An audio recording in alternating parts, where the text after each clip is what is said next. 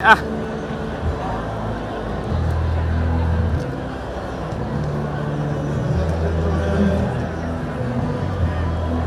His Excellency the President of não, the vira mundo. Can we all raise up and welcome His Excellency?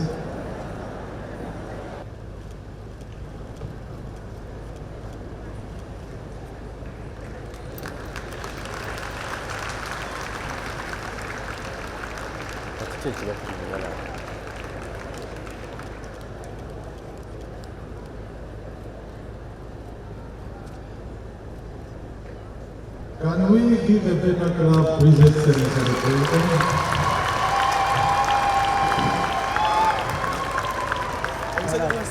Can we also give a big clap to Mama? This is because Mr. Wanyama described the process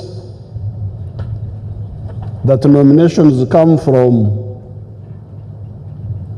the people. They are the ones who nominate, who say, our teacher is a good one. And then Wanyama's group here goes through working with the experts. They go and cross-check the information. And then they come out with the most outstanding. So I really congratulate you, and I congratulate all those teachers who are doing their best.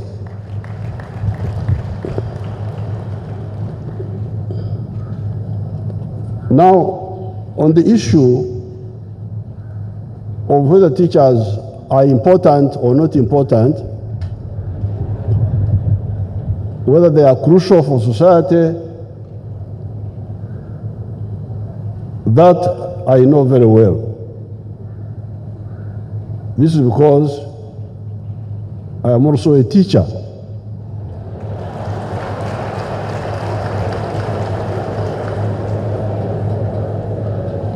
I am a licensed teacher.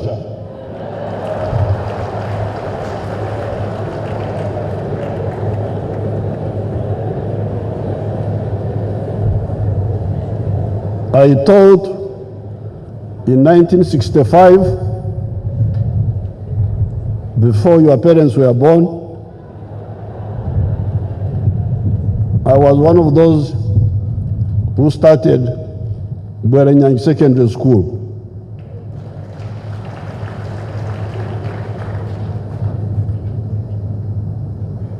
In those days, we were teaching even after O level, because the teachers were very few.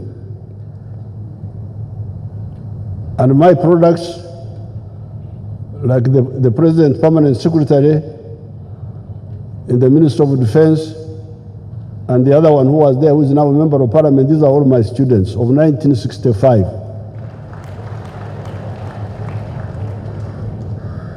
In 1967, after A level, I taught again,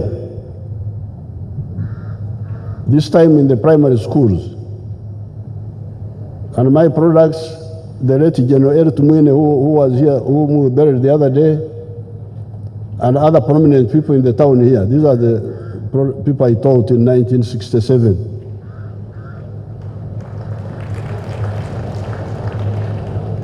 Between 1974 and 1976, I taught at Moshi Cooperative College in Tanzania. Above all, I taught people who created a new army, which did not exist, called National Resistance Army.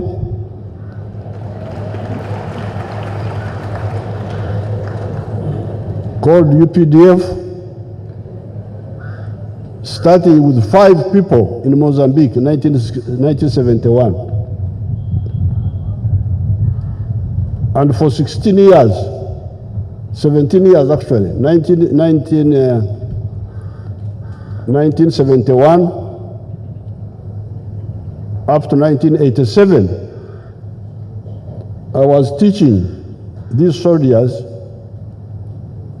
with no pay.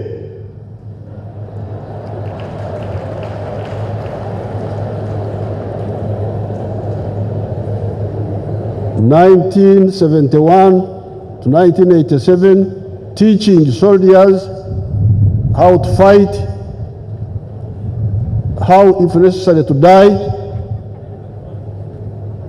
but for no pay and for patriotism.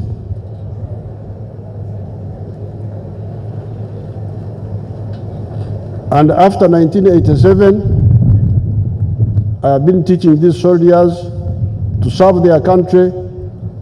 They are now one of the best armies in Africa, if not in the whole world, but for low pay.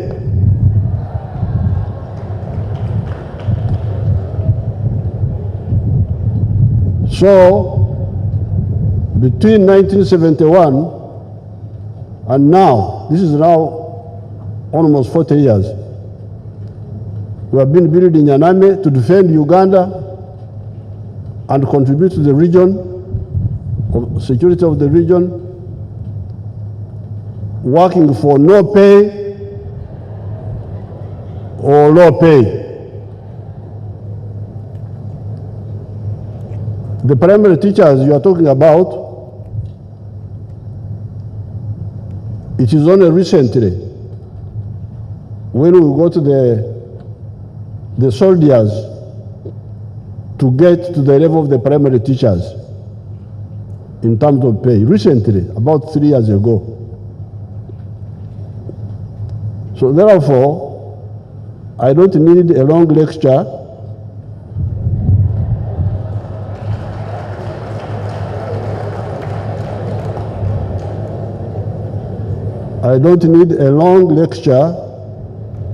about the importance of teachers, because I am a teacher myself.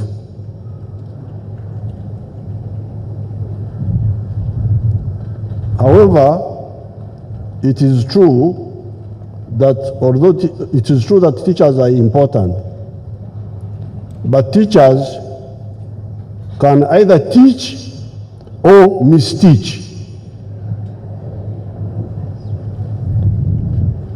It is also true, because where you are unlucky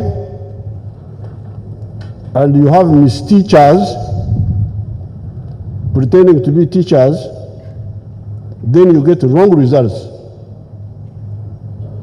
That's why some countries lag behind, because they teach for sure. Before the Europeans came to conquer us here, we had teachers. Witch doctors, what?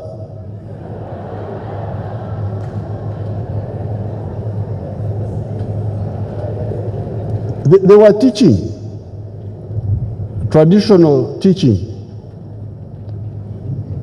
But it was teaching which was in some aspects right, but in many aspects wrong. And we ended up with bad results. Africa has been with bad results for the last 500 years. We have had so many problems because of the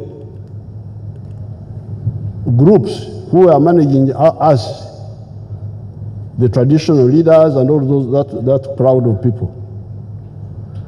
And the teachers, because they were teachers. Traditional teachers, how to do this, how to do that, how to do that. In colonialism, we had teachers who were teaching us to respect colonialism. They were teachers who were singing the British anthem here. I sang it on the 24th of teach wrong things. And that's what it is. Not only the fact that you teach, it is what you teach and how you teach it and why you teach it. Of course, the primary responsibility of the content of teaching is with the governing authority. When the kings were governing here, they had teachers who taught what the kings wanted to be taught. Falling down. You see people falling down up today. Somebody is not sick, he's not what, but he's falling down. That is respect. I can't fall down for anybody. I only kneel when the knees are not hurting me for God. So during the time of the kings, our teachers, those teachers were teaching what those kings wanted. During colonialism, and soon after colonialism, the teachers were teaching about colonialism. How colonialism was good, how especially you people who, especially social sciences, the humanities, are very vulnerable because they can be a channel for the infusion of poison instead of knowledge.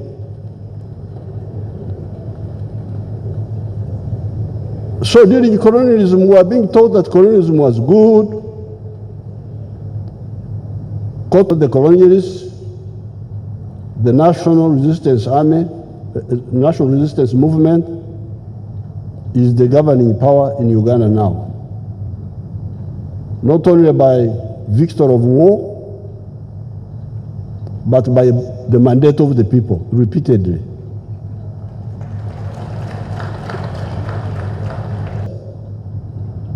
If they had the modesty to listen carefully to what we are saying,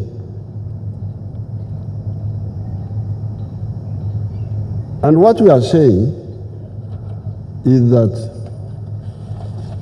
education is for, in our context. That's why recently we appointed this Education Review Commission. When we had just come in, there was the Centers Akajubi committee. They reported, but that time we were really busy with so many basics. No soap, no soda, no sugar, no. There was in Congo, there was in South Sudan and Rwanda. We did not get enough time to study carefully the content of what should be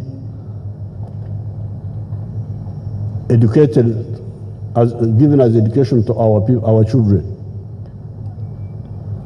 I don't remember very well. This may be the first time we are appointing an education review committee, the one of Amanya Mshega, which is now moving around. But in the meantime, after we had stabilized,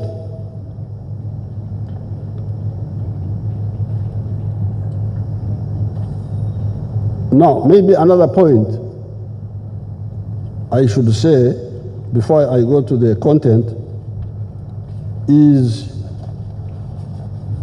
this issue of salaries. This one must get salary. This one must get salary. This one must get salary. And must get it tomorrow. And if it's not tomorrow, there will be trouble. Well, I want to inform the teachers that money is not made by witchcraft. You don't go to a Savo. And secondly, I am not God. In the book of Genesis, God said, let there be earth.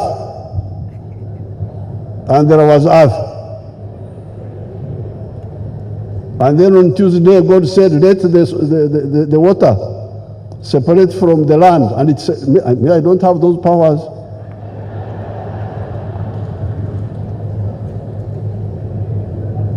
Nze byakatonda sibisobola.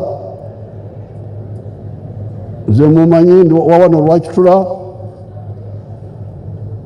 ebyange kukakarukana. For us, in the NRM, we don't do things by miracle. We do things by work and sweat and sacrifice. Bamulya byengede nabo we bali. The ones who eat what is already done, those are also there. But that's not a problem. So money is not generated by magic, by witchcraft. It is generated by struggle to produce.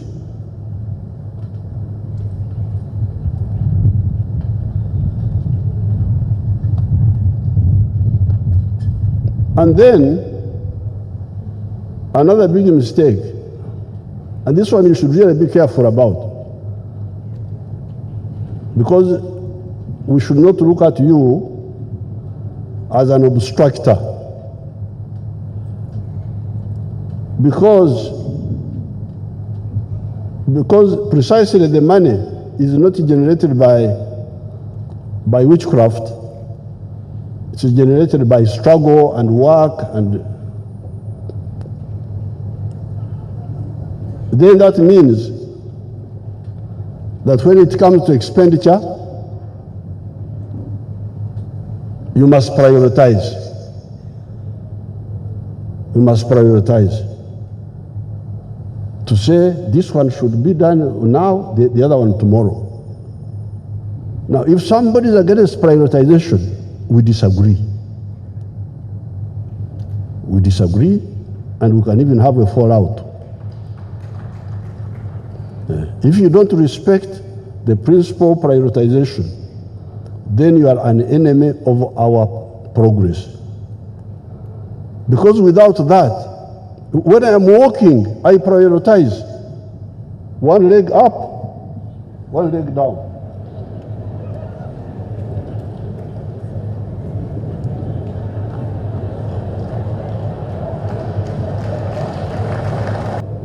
The Kavina will go down.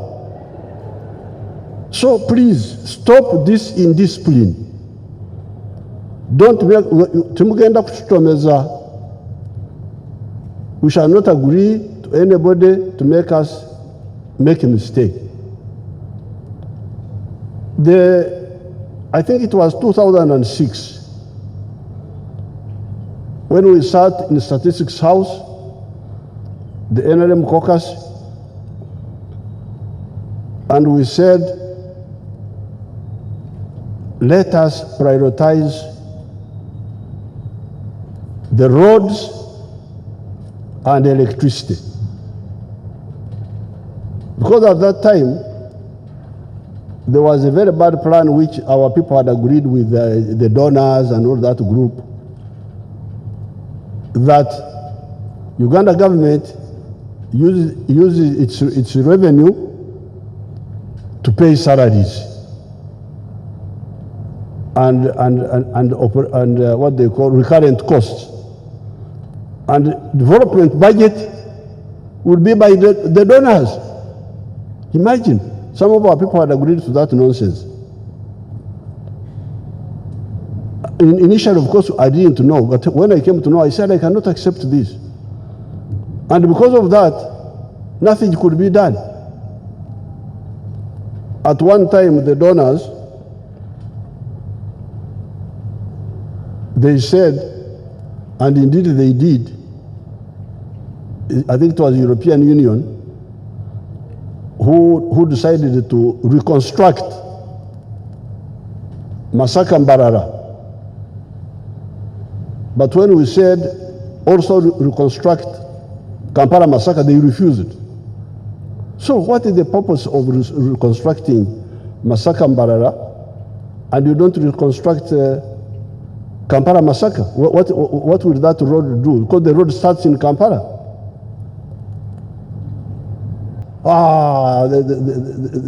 Then his constituents think he's making a point.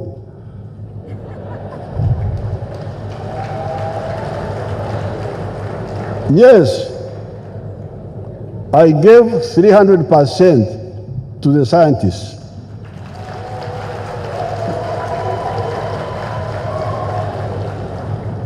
Because ndiyo Munyankore tinkuzanda musiri. I am a Munyankore, I don't play in the garden. When I'm in the garden, I cultivate. Now, the way the Munyankore cultivate, you take origezi. Origezi in Uganda they call it olubimbi. In Ruo I think they call it katara. In Ateso they call it what? Epelu. Epelu, the one you do in the line you take in the garden. It's called what? Epelu. Let me get a garden, not digging.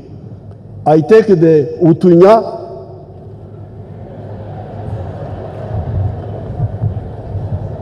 up to the middle.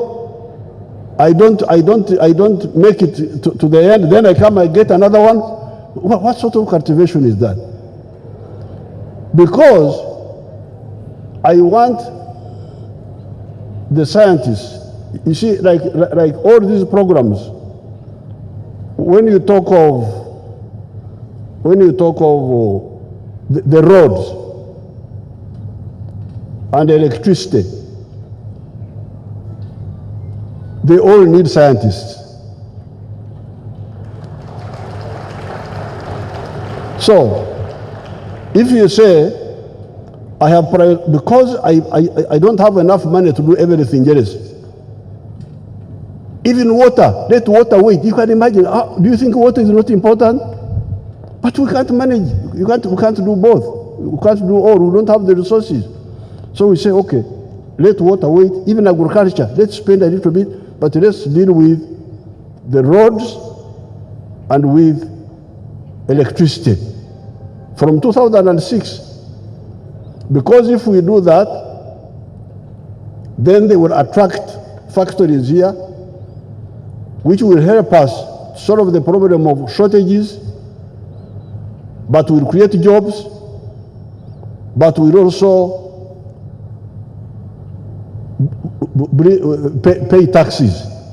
Then we can do other things. Now, but the roads and electricity need scientists. And because we are not paying well to these scientists, because these scientists are in high demand, the engineers, the doctors. If you go to South Africa, Ugandan doctors are there. Even Rwanda here, you find Ugandan doctors there. In Kenya, in the US, some of the people who are sending satellites into space are our children for NASA. So, because they have got high demand, if you don't pay them well, they go. And yet you need them. So now, if I don't have the scientists, but I must work on the roads, I must work on the electricity, so that it helps me to have a higher base from where I can do other things. Then what am I doing? What Baguma is telling me, Banyankore will see, Okunfiso Mutuma, to make me confused. Okunfiso Mutuma, the one, because the Banyankore call it Okumemera. Okumemera, to scatter like this. Do we have some Baganda here? What do you call that sprinkling? Sprinkling, small here. Kumamira. The problem of the scientists I have not solved the problem of the arts teachers, so what have I done? Why don't you allow me to solve one problem today completely and securely, so that we say abo tubamaze.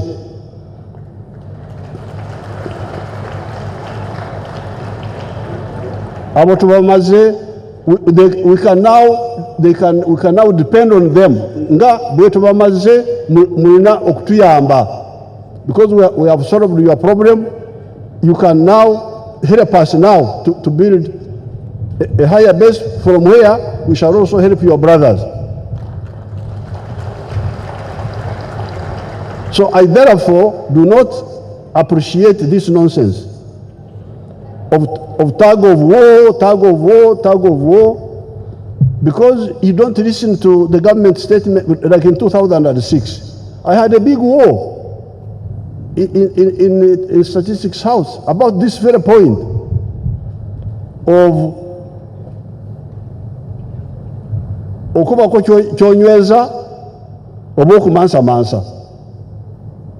Do we consolidate something, or do we just scatter meaninglessly everywhere? This is how we built our army. Our army, you have seen our soldiers staying in grass-thatched houses. This is why many countries in Africa cannot have armies, because they kumansa emisara, amanyumba, emotoka z'abasirikale. No, for us we say no. Start with chakula, food, the gun, the bullet, and the uniform. How about the houses? The houses are not there. Stay in grass-thatched houses. Haven't you seen our soldiers staying in grass-thatched houses? For all this time almost. Because we didn't have money to do all. Iddi Amin, with his idiots here, they were in those Bugorobi flats. They were the ones staying there in those Bugorobi flats. We created to see our teachers being part of the endless arguments, because we have had these arguments before, and we have given you our written answers. In all this, what I'm telling you is not new. So, of course, me, I'm not tired. I can always come and sit here and listen to the lectures of Maguma.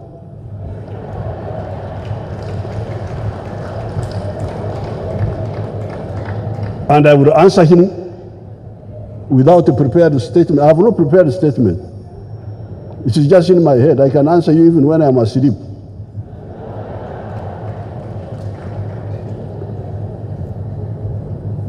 So now coming to what is the education content under the national resistance movement. Because now we are not under the kings. We don't teach you to fall down and make a fool of yourselves. That is education. We are not colonial agents. We are national resistance movement. And our mission is socio-economic transformation of our people, so that they go from the non-money economy, that's what we have been telling you, they go from the non-money traditional pre-capitalist non-money economy to a money economy with the society comprised of the middle class and the skilled working class. Those of you who are history teachers ought to know that. In 1789, The NRM says we must build, like in Europe now. If you go to Europe and you look for peasants, they are not there. You go and look for peasants in Europe, like your parents.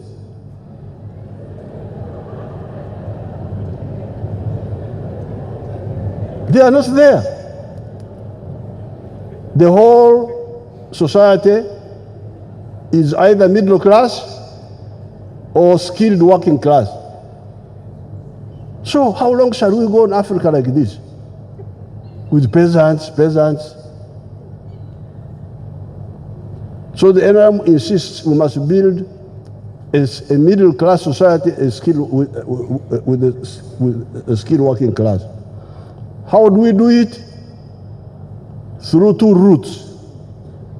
Education for all, which we introduced even when we didn't have enough money. I knew it. I knew that we didn't have enough money, but it was better to start. In 1997, we don't have that, but the enrollment has gone up. Why did it go up? Because of that collateral support we gave them. We gave the schools. That's why the enrollment went up. But unfortunately, we have not had cooperation from the teachers and the head teachers. They keep bringing back school charges. My idea is free education for government schools. This is what I wanted. But up to now, you bring charges. If the capitation grant is not enough, why don't you raise that? Why don't you make that the main issue? Why don't we struggle with more capitation grants? Because the wish of the government is free education for the children of the poor. Now that is not working well because of the obstruction by the teachers, especially the head teachers, because they bring charges. And because of the charges, the children drop out. The completion rate in UPE is 32%, I hear. In the whole of Uganda, the children drop out because of the school charges. So if you are listening to my advice, we would be concentrating on the classrooms, because the classrooms, we have really struggled to build classrooms. When we started, we had only 28,000 classrooms.